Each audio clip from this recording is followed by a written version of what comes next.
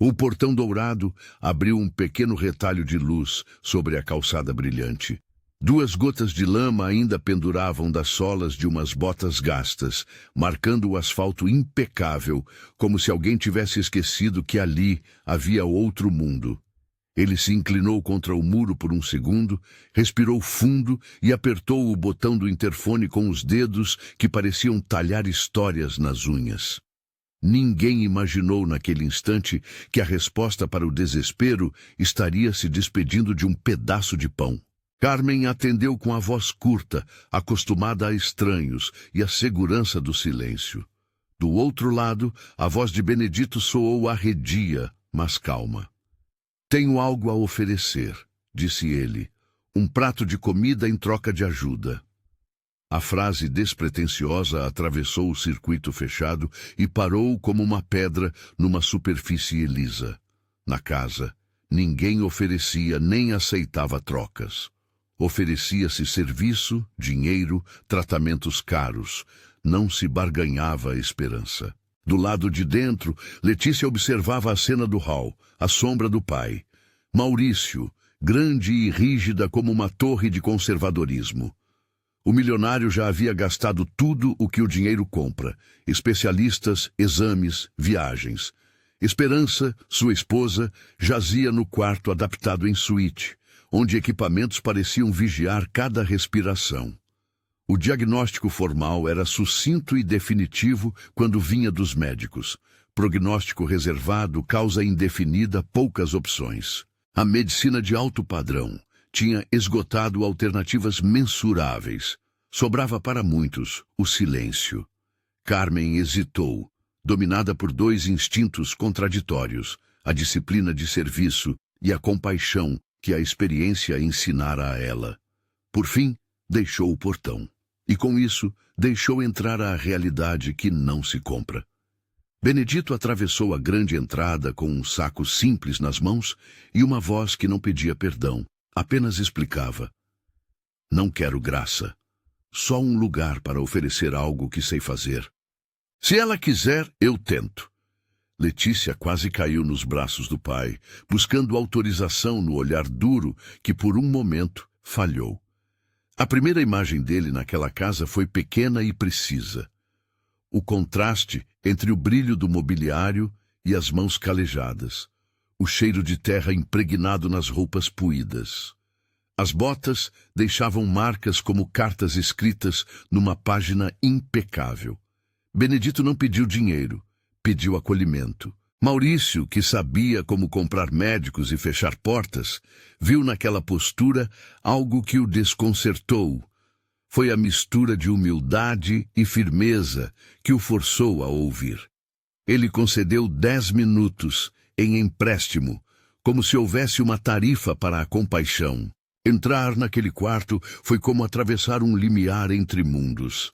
Esperança estava pálida como o papel antigo, os olhos distantes. Tubos e fios se tornaram as cordas que a prendiam, e a família estava do lado de fora daquele navio, procurando porto. Benedito se aproximou sem pressa, como quem já aprendera que o tempo, às vezes, ajuda mais do que a pressa. Colocou as mãos junto ao rosto dela e olhou demoradamente, para sinais que os monitores mal acusavam. Uma cor estranha nas faces, um tremor sutil nas pontas dos dedos, um cheiro tênue, quase como resquício de flores, que o nariz de um leigo não notaria. "Ela não cheirava assim antes", murmurou Letícia com a voz quebrada. Benedito apenas assentiu. Seus olhos, quando se fixaram nos dela, não eram de julgamento, eram de reconhecimento. "Posso ver o jardim?" perguntou. A pergunta parecia deslocada em meio a cânulas e frascos, mas nome, dinheiro e prestígio não cobriam a curiosidade de quem pressente uma verdade escondida no quintal. O jardim era um refúgio cuidado pela própria esperança. Havia hortaliças, rosas que sabiam do seu cheiro e uma trepadeira de flores brancas que subia por um velho muro. Era uma planta bonita, justamente por isso mais traiçoeira aos olhos distraídos. Benedito passou a ponta dos dedos pelas folhas, sentiu seu relevo, observou os pontos mais vivos e os mais secos. Não falou de nomes científicos. Não precisava. Ela está em contato diário com algo que acumula nas raízes e solta um veneno presumível nas flores, disse ele, descrevendo com palavras domésticas o que em sua cabeça era um quebra-cabeça de toxicologia. O silêncio que se seguiu foi pesado. Maurício ergueu-se, controlado pelo desconforto de ouvir um diagnóstico proferido por um homem que a aparência relegava à invisibilidade. Dr. Augusto Mendes, convocado por telefone às pressas, chegou com a autoridade protegida por uma pasta de documentos. Seus olhos, treinados a encontrar explicações dentro de protocolos, buscaram evidências onde havia apenas sensações. Ele examinou, comparou índices, pediu exames de sangue que circularam pela casa durante a madrugada. Tudo isso como um rito que parecia dizer: aqui há limite e o limite se chama ciência. Mas os exames iniciais não explicavam a fragilidade crescente daquela mulher. Havia dados, números, sinais técnicos.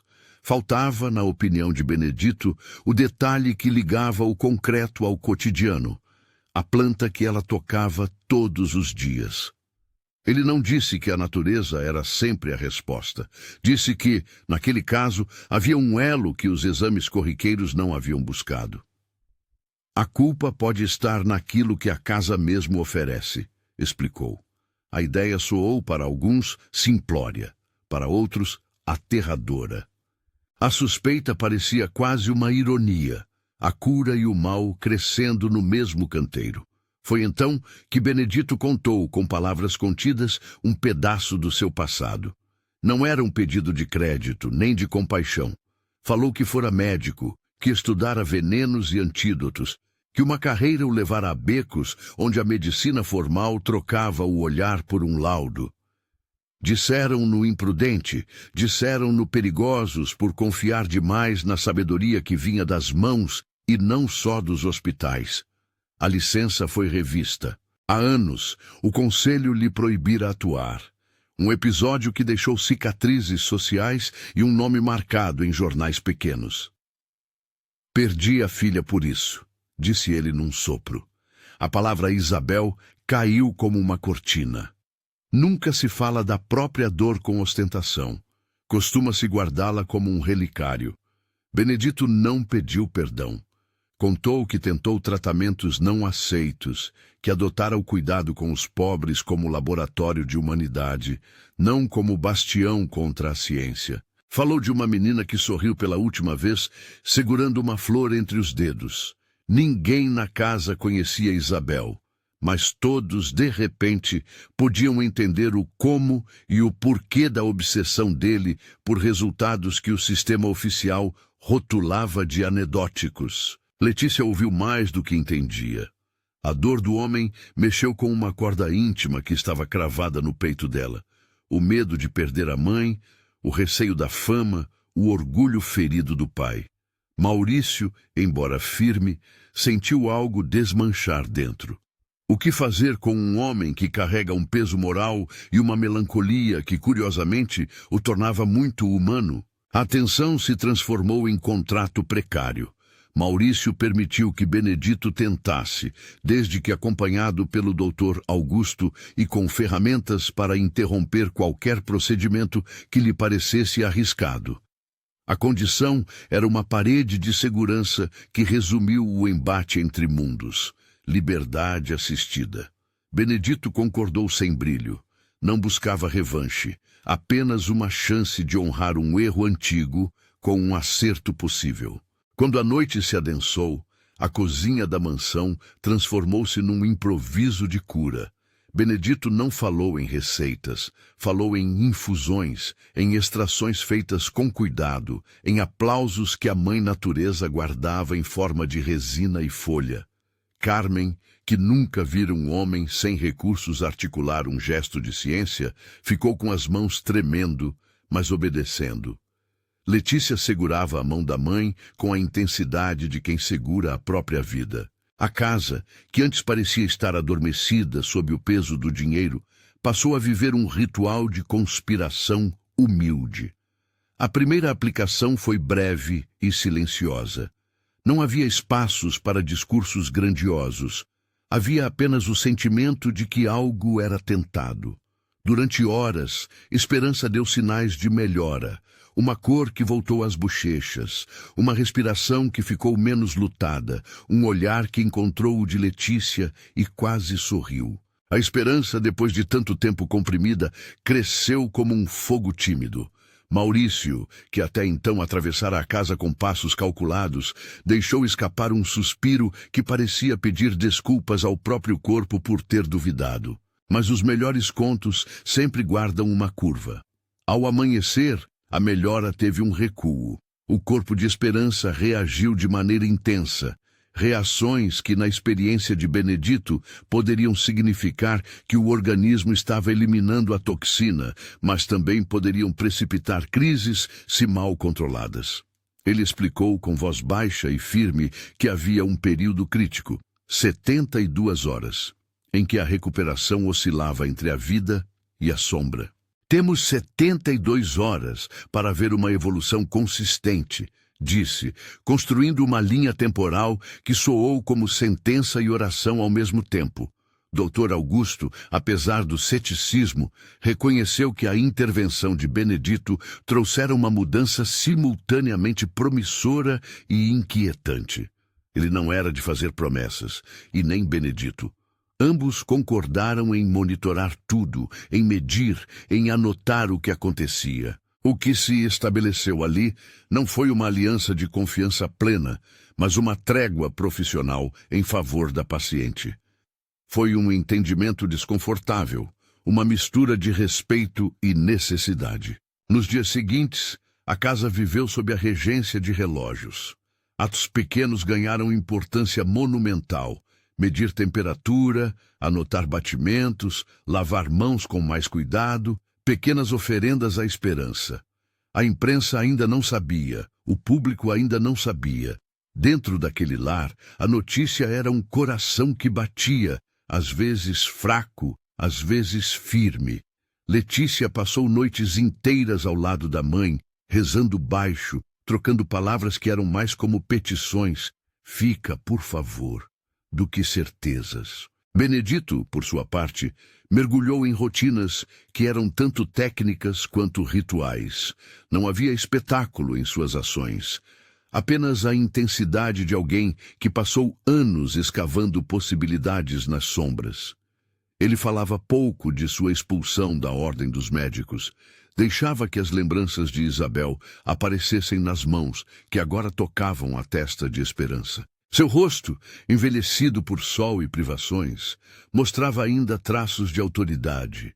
Os mesmos olhos que um dia leram mapas complexos de toxinas, agora estudavam sinais simples, como a palidez nas unhas. A convivência entre o método de hospital e o método de quintal não foi tranquila.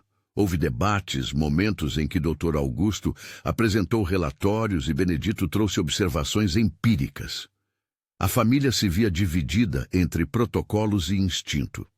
Maurício, que sempre acreditara que o dinheiro bastava, começou a perceber que há questões que se resolvem entre mãos, cheiro de terra e paciência, e que a arrogância de achar que tudo tem preço pode ser perigosa. Na terceira manhã, a tensão atingiu um novo contorno. Esperança teve uma crise súbita. Uma convulsão curta, um grito preso que fez a casa inteira se mover. Os monitores dispararam como se soubessem chamar a atenção dos deuses. O corpo dela parecia reagir com violência, como se estivesse expelindo algo que o machucava. Benedito agiu com velocidade que vinha de anos de prática, mas sem receitas espetaculares. Apenas medidas de contenção, de suporte, de presença. Maurício sentiu o chão sumir sob seus pés, e pela primeira vez não foi o dinheiro que o sustentou, foi a impotência compartilhada. O relógio marcava horas que agora eram contadas como se cada minuto fosse um capítulo decisivo. Se ela sobreviver a isso, estaremos mais perto, disse Benedito sem grande conforto na voz. Dr. Augusto olhava para o medicamento que tinha em mãos e para a história que convivia ali. Não havia espaço para se vangloriar nem para condenar. A comunidade médica fora chamada, exames adicionais foram requisitados e o hospital particular mais próximo se colocou em prontidão para transferir a paciente se fosse necessário.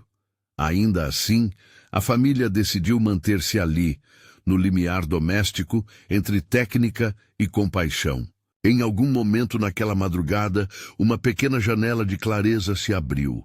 Esperança, ofegante, murmurou o nome da filha, que já não existia mais na vida de Benedito.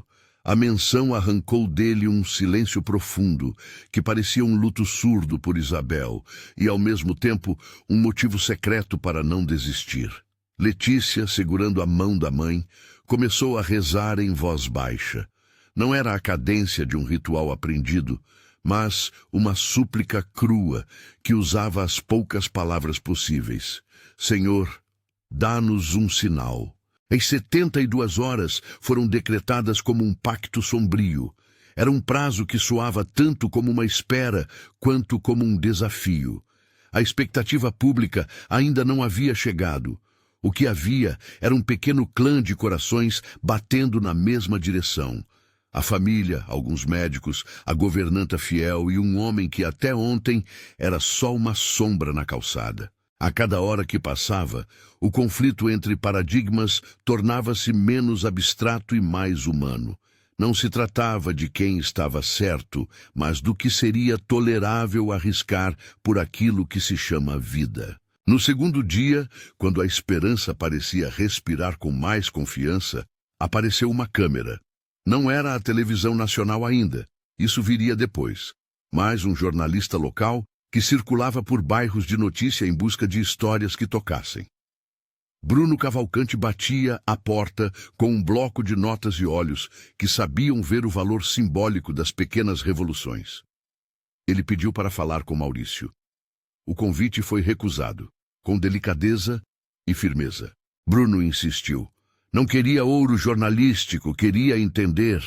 Quando soube que um homem que implorara um prato de comida entrou naquela mansão e talvez salvaria uma vida, a história começou a ganhar contornos que ultrapassavam o jardim. Mas ainda era cedo para manchetes. A casa permaneceu como se fosse uma úlcera tímida no tecido perfeito da cidade rica. Visível, inquietante, chamando atenção para contradições. E, em meio a tudo isso, Benedito andava pela casa com passos medidos, levando consigo um retrato antigo enrolado num pano. A imagem de uma menina sorrindo, presa no tempo. Ele não falou muito sobre Isabel em público. Conversava com ela em silêncio, como quem consulta uma bússola. Naquela tarde, no corredor junto ao quarto, Maurício aproximou-se de Benedito com uma pergunta que era mais declaração que dúvida. Por que aqui? Por que arriscar em minha casa? Benedito olhou para ele sem ódio, apenas com a tranquila convicção de quem já havia tomado decisões difíceis. Porque aprendi sozinho que a cura não se limita a um protocolo. E porque certa vez deixei de ouvir o pedido de quem não tinha voz. Isso me ensinou a nunca mais recusar um rosto que pede. A resposta soou simples e destruidora, na mesma medida, porque revelou o fio moral que estava costurando toda a narrativa. Redenção não é espetáculo, é trabalho paciente. Enquanto isso, a pequena melhora se consolidava, e a família permitiu-se a ilusão de normalidade por algumas horas. Havia cochichos de "ela vai passar", que pareciam loucura diante da fragilidade. Havia também, por baixo desses cochichos, a certeza de que a vida podia se virar num átimo. Benedito, vendo a quietude temporária, pensou na filha e na promessa que nunca fizera a si mesmo. Transformar o que restou da sua carreira em serviço sem aplausos. Ele guardou essa promessa, como se fosse um legado a ser plantado em solo fértil. O relógio, no entanto, não perdoa ilusões. Quando a lua se escondeu pela terceira noite, algo começou a se mover no corpo de Esperança, que não era apenas recuperação. Havia indicadores de que a toxina, se de fato for aquilo, necessitaria de uma etapa mais drástica de eliminação, um risco calculado, mas de consequências imprevisíveis. Benedito sabia disso como sabia que a maré subia, com respeito e medo. Ele alertou a família que chegara uma fase em que a casa precisaria de tudo: coragem, vigilância e, sobretudo, decisão. E foi nesse ponto, quando a narrativa parecia se estabilizar numa esperança cautelosa, que a casa despertou para o primeiro grande teste. Um sinal abrupto, um tremor, um alarme que não estava previsto.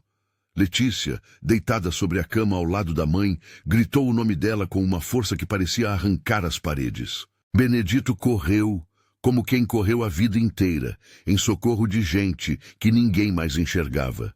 O resto da noite, com seus minutos mais longos, foi uma passagem entre a possibilidade de perder e a coragem de tentar tudo o que restava. A família reuniu-se diante do quarto como se fosse um tribunal sem gênese, onde o réu e o juiz fossem a mesma pessoa, o corpo frágil que lutava.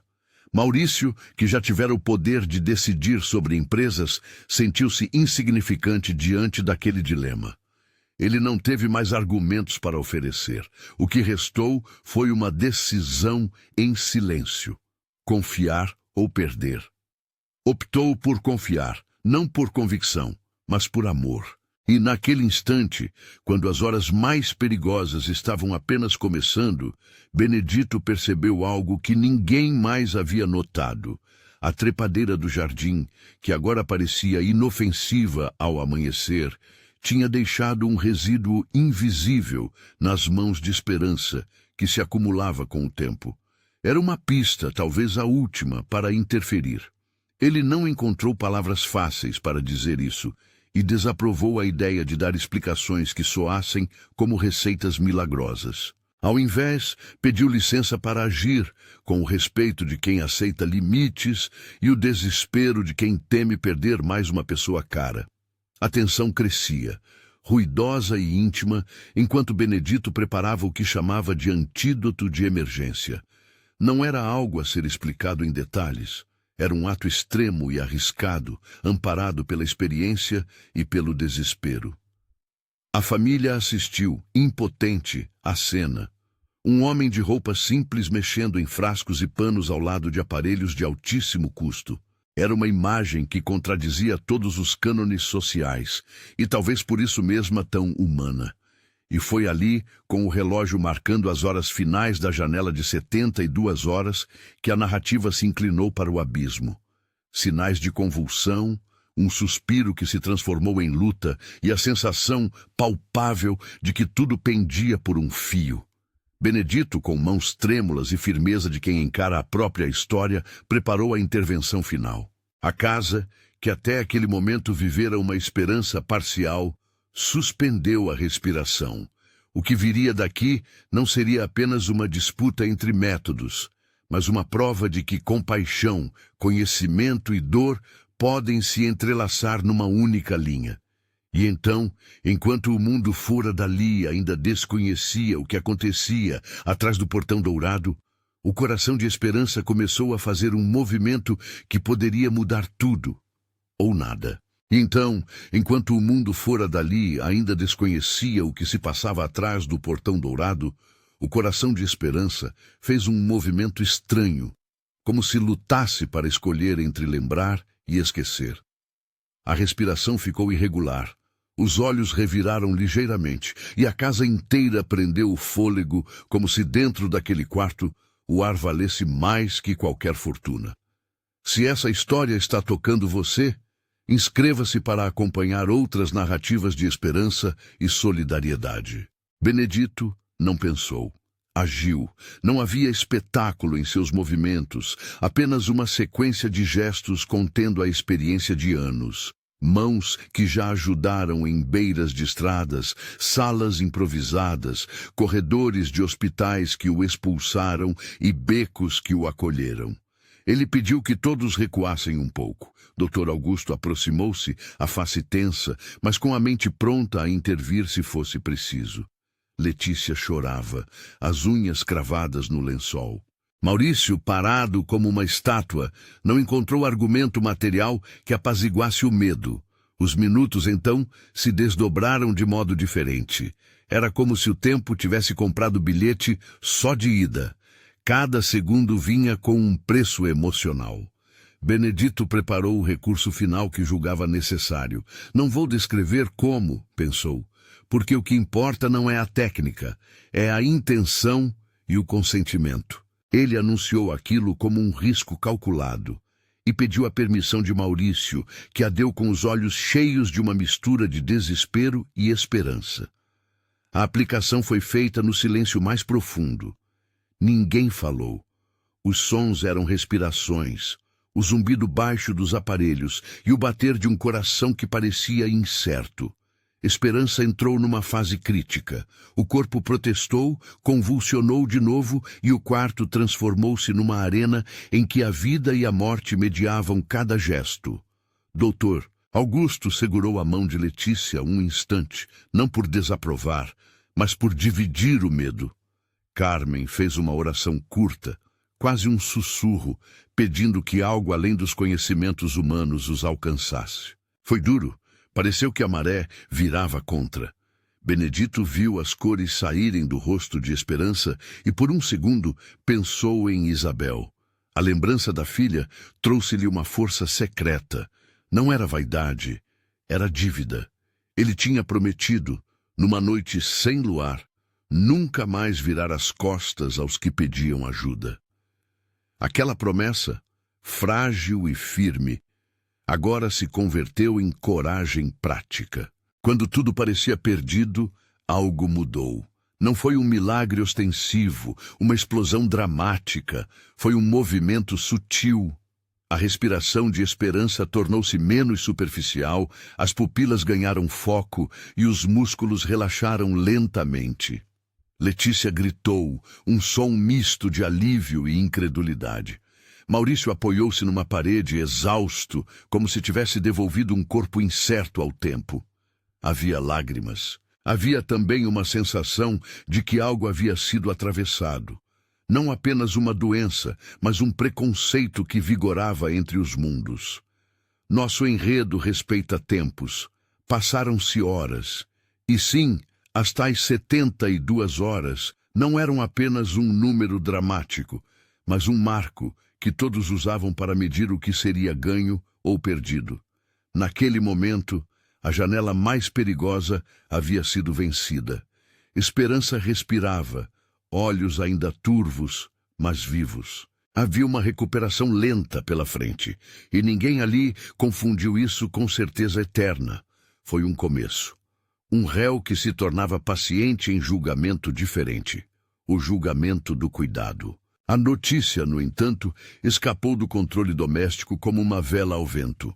Bruno Cavalcante, o repórter local, que batia à porta dias antes, já não era o único com curiosidade. Um vizinho viu a movimentação, outro percebeu a presença de uma câmera discreta, e uma postagem modesta numa rede social ganhou tração. Em poucas horas, a história evoluiu de sussurro para nota, e de nota para pauta. Canais de televisão procuraram a família. Jornalistas pediram entrevistas. A cidade que celebrava a opulência começou a discutir humildade. A imprensa, por sua natureza, tem fome de clímax. Encontrou um homem de roupas simples que entrou pedindo um prato de comida e, no entanto, trouxe esperança onde o dinheiro havia falhado. Havia também atenção perfeita para manchetes, uma intervenção fora dos padrões, um médico descredenciado trabalhando na casa de um milionário. Algumas vozes pediram cautela, outras espetáculo. Bruno, no entanto, escreveu com o carinho de quem viu de perto e deu ênfase ao fator humano.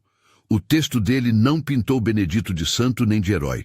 Mostrou um homem cansado, motivado pela lembrança de uma filha, que quis ajudar porque não conseguia agir de outra forma. Os médicos do hospital particular foram chamados para avaliar a paciente.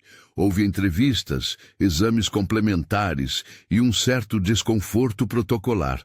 Dr. Augusto, com postura profissional e quisera dizer menos do que pensava, fez um relatório que descrevia os fatos. melhora observada após uma intervenção externa, requisição formal de análises, necessidade de documentação. Ele não negou o fato do que vira. Reconheceu que havia coisas que os relatórios iniciais não cobriam. Admitiu que, em medicina, as fronteiras entre ciência e prática empírica são um terreno fértil de discussão. As redes sociais, impiedosas e compassivas ao mesmo tempo, criaram narrativas. Uns exaltavam a coragem de Benedito, outros desconfiavam, apontando riscos. Havia debates sobre regulamentação, sobre ética, sobre a linha tênue entre charlatanismo e inovação. Foi nesse contexto que a família Almeida teve de tomar decisões que transcendiam o lar, manter a intimidade ou abrir espaço para uma discussão pública. Maurício, que sempre acreditou que tudo se compra, teve de aprender que reputação às vezes custa mais que dinheiro. O impacto mais decisivo, contudo, veio da reação genuína da cidade.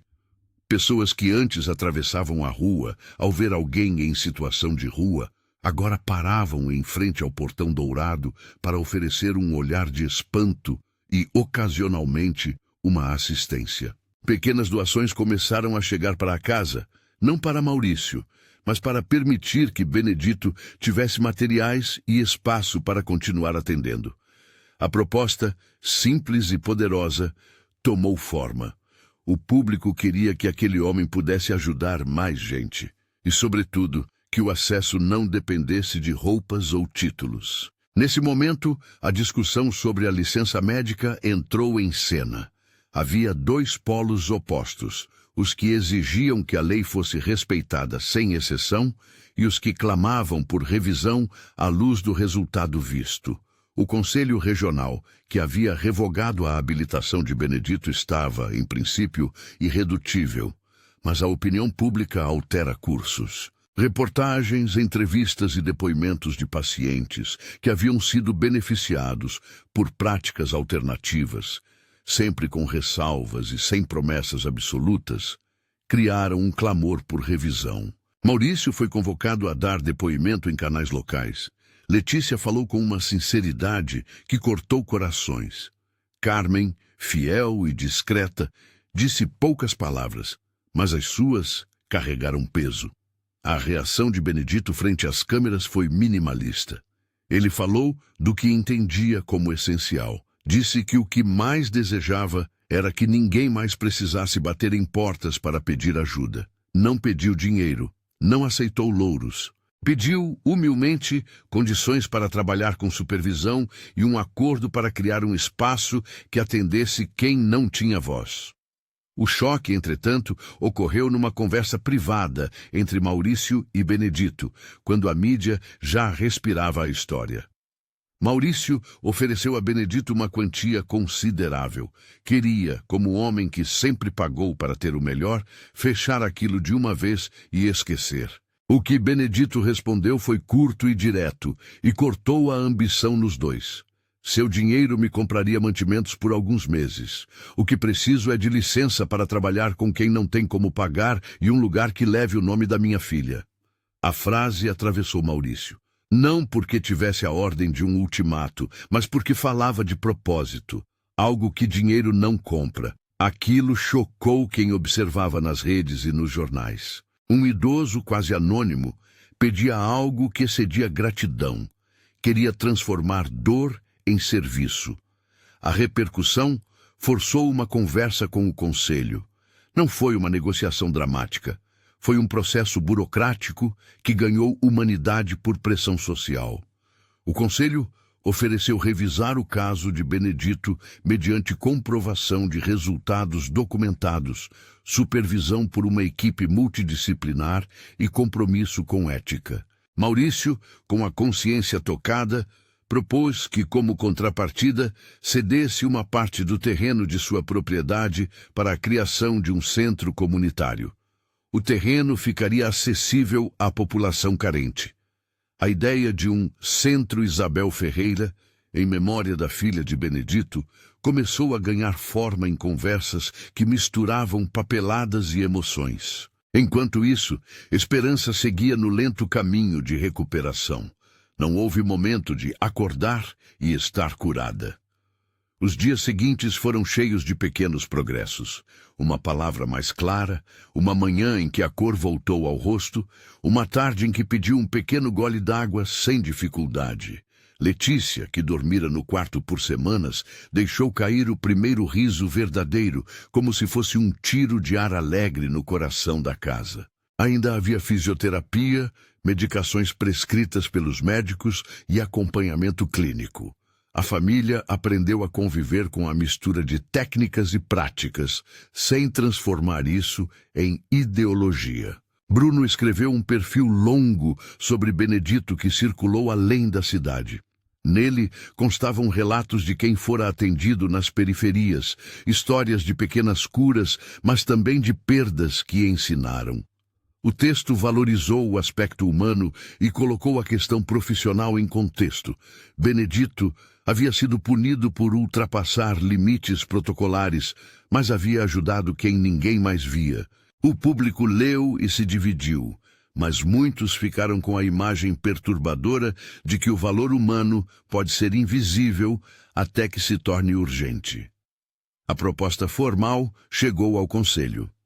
Se Benedito aceitasse submeter-se a um projeto piloto de 3 anos, com supervisão clínica e avaliações periódicas, sua licença poderia ser parcialmente reintegrada sob condições específicas voltadas para trabalho comunitário. Maurício, vendo a oportunidade de reparar algo que dinheiro não apaga, se ofereceu para custear a estrutura inicial do centro, mas colocando uma condição que tocou quem acompanhava.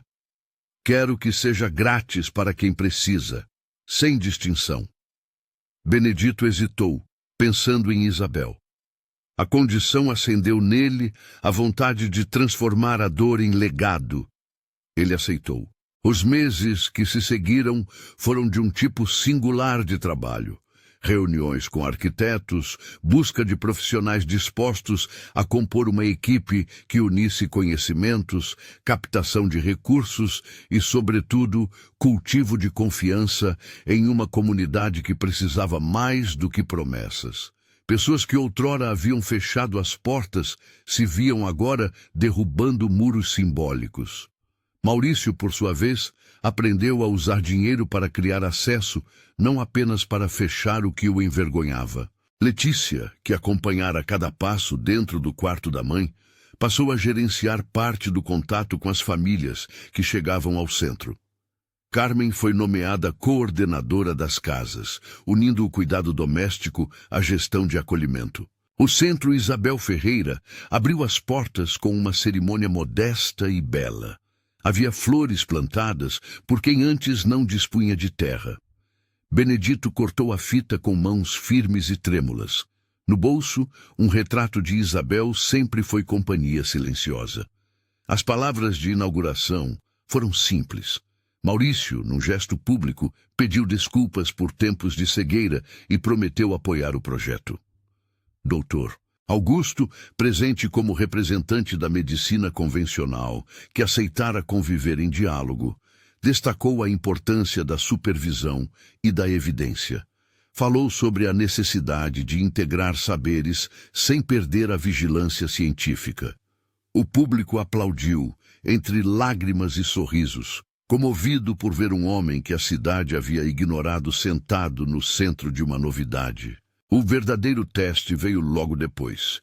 Mariazinha era uma menina de 8 anos, filha de uma família que vivia próximo ao centro, que apresentou sintomas que lembravam os de Esperança.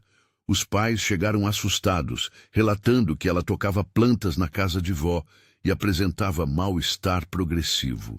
O caso foi atendido pela equipe conjunta. Médicos, enfermeiros, farmacêuticos e especialistas em toxicologia que aceitaram trabalhar em rede. Benedito, com prudência e respeito pelos limites, contribuiu com sua experiência empírica. Os profissionais registraram cada passo e, sobretudo, acompanharam a menina com protocolos que conciliavam atenção clínica e medidas de suporte. Mariazinha reagiu aos poucos. Não houve guinada espetacular nos noticiários, mas a vida dela voltou a pulsar com normalidade em semanas. Para a família, foi vitória. Para o Centro Isabel Ferreira, foi validação. Um lugar onde diferentes saberes se encontravam com humildade e disciplina.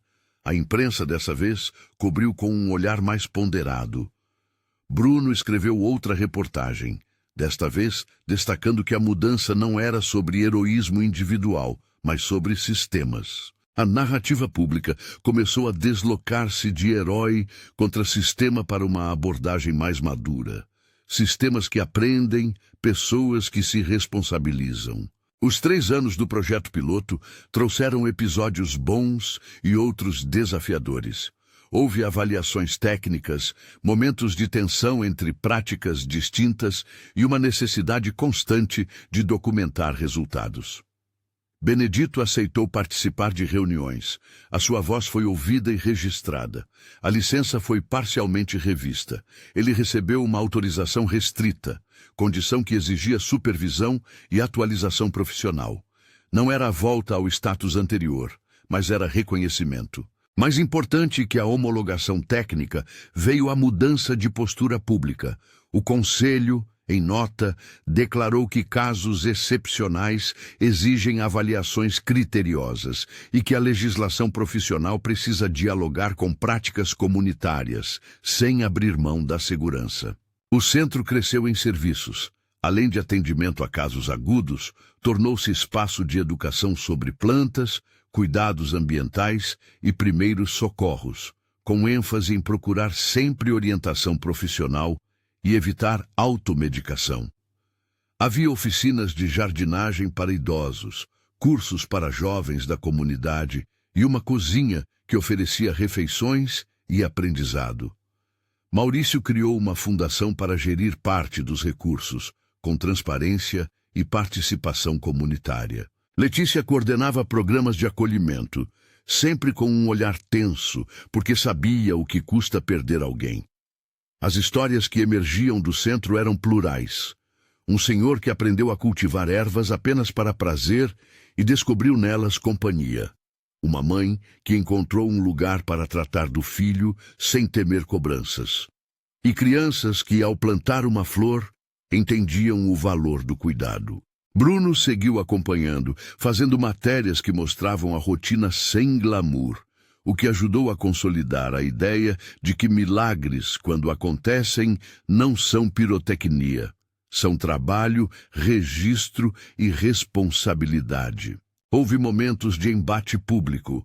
Alguns críticos lembravam que a verdadeira medicina exige provas maiores, que não se pode celebrar resultados anedóticos. Outras vozes, cansadas de ver pessoas sem acesso, pediam que se considerasse métodos não ortodoxos com rigor, não com desprezo. O equilíbrio, afinal, veio com a prática plural. O centro abriu seus dados para avaliação independente. Pesquisadores de universidades locais colaboraram com estudos que buscavam entender melhor os casos tratados, sempre com cautela e rigor metodológico. Nada foi transformado em máxima, tudo foi colocado à prova. Anos depois da noite em que o antídoto quase falhou, o Centro Isabel Ferreira era um nó de histórias. Mariazinha cresceu saudável. Letícia organizou um programa para jovens cuidadores. Maurício tornou-se um financiador público de projetos comunitários e, sobretudo, um homem que passava mais tempo ouvindo do que decidindo. Carmen, que nunca quis destaque, recebeu uma homenagem por sua fidelidade. E Benedito continuava a ser o homem de botas gastas em memória, embora agora suas roupas já não parecessem tão descuidadas. Ele caminhava entre canteiros, ajeitando a terra como quem remenda uma alma ferida. Numa manhã clara, pouco antes de pôr uma plaquinha com o nome de Isabel num dos canteiros, Benedito encontrou Maurício no jardim. O milionário aproximou-se com passos mais lentos, cheio de uma reverência diferente da que o dinheiro compra. "Você nos ensinou a ver", disse Maurício com voz áspera. "Você nos forçou a olhar para o que fingíamos não ver." Benedito sorriu com a simplicidade de quem aprendeu que o perdão se exerce mais com ação do que com palavras. Também precisei de você para transformar aquilo que a dor me fez em algo que sirva a outros, respondeu ele. Não havia triunfo, havia conveniência do trabalho compartilhado. Meses mais tarde, quando uma equipe de filmagem pediu para fazer um documentário sobre o centro, Benedito recusou qualquer glamour. Não era a fama que ele buscava. Aceitou, sim, que a história fosse contada para alcançar mais gente que necessitava de serviços e para que o debate sobre práticas integrativas não morasse apenas em salas fechadas. As imagens mostraram sorrisos, mãos que plantavam e vozes que se educavam. Também mostraram falhas, aprendizados e a necessária vigilância ética. Num dos episódios mais simples e talvez mais significativos, uma missa foi celebrada no pequeno auditório do centro. Não se tratou de liturgia triunfal. Foi um momento de agradecimento e lembrança. Letícia subiu ao púlpito e falou de esperança, da mãe, da mulher que certa vez passou por isso e que agora era presença viva. Falou de Isabel, a menina que inspirou um projeto. Carmen leu uma oração curta. Benedito colocou o retrato da filha entre as flores. Havia reconhecimento do transeunte, algo que, mesmo não sendo religião escancarada, emocionou os presentes. Para muitos, foi o fechamento de um círculo que começou com um prato de comida. Ao longo dos anos, o Centro Isabel Ferreira atendeu milhares de pessoas. Não se transformou em solução única para todos os males. Não prometeu curas instantâneas.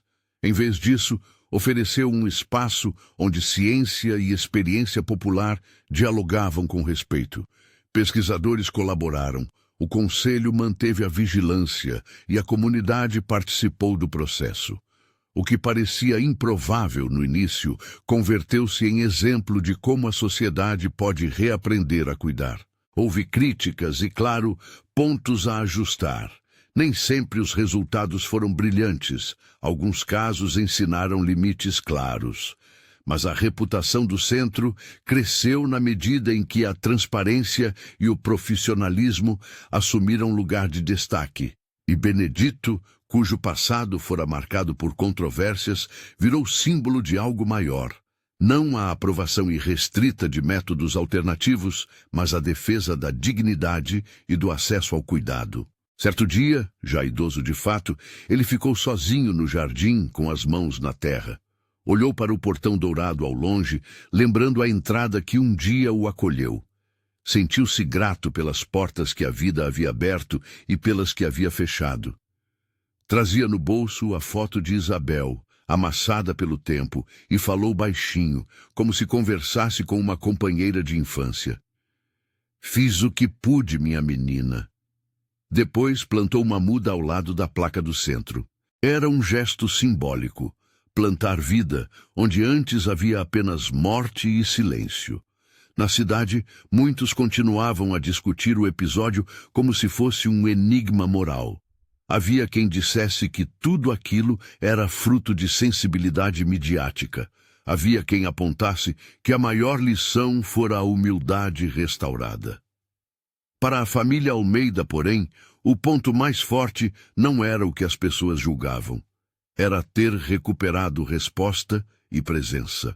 Esperança viveu anos de convívio familiar de qualidade após a intervenção. Sem milagres prometidos, mas com cuidados que fizeram diferença.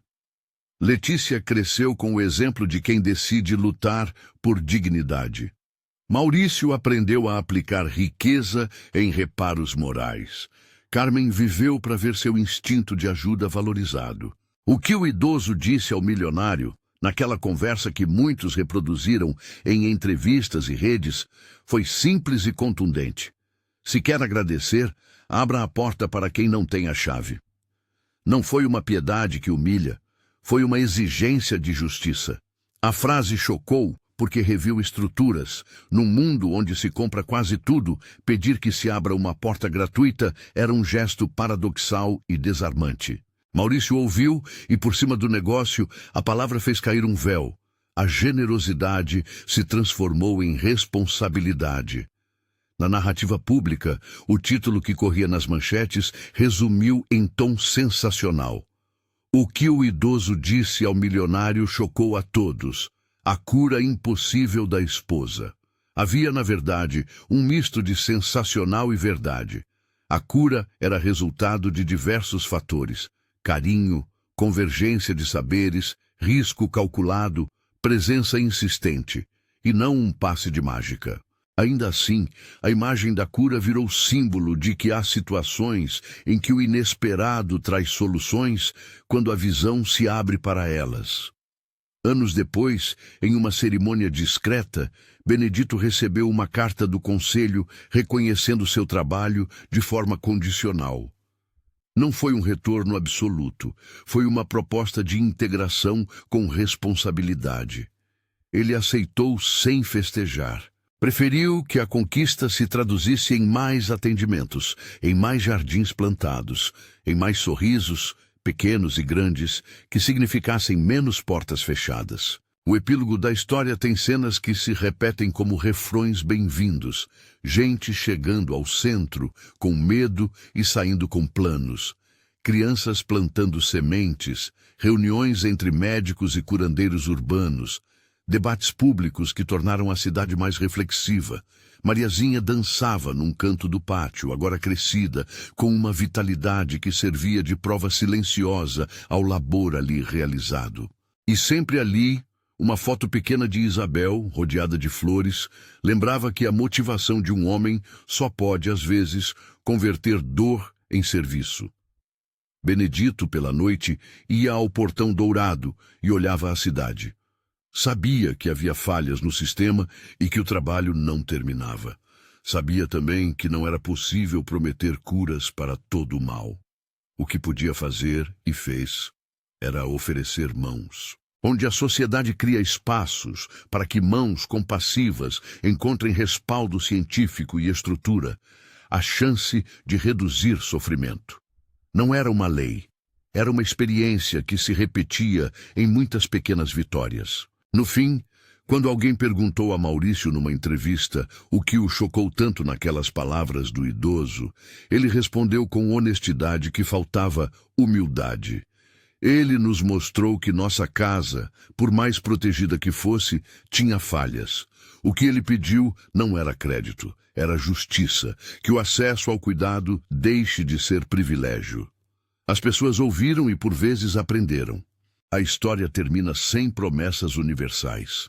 Termina com uma imagem.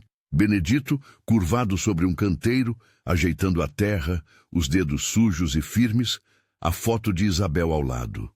Ele levantou a cabeça para o céu, não como quem espera um milagre espetacular, mas como quem reconhece que pequenas fidelidades fazem trilhas longas.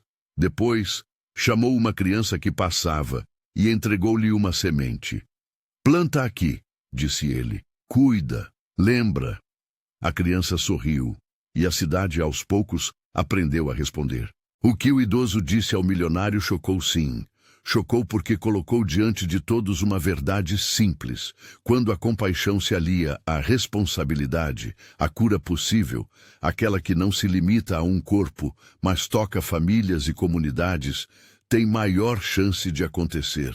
E no jardim do centro Isabel Ferreira, nas sementes que brotavam e nas mãos que as tocavam, crescia algo que não se mede em manchetes, mas em vidas que se renovam.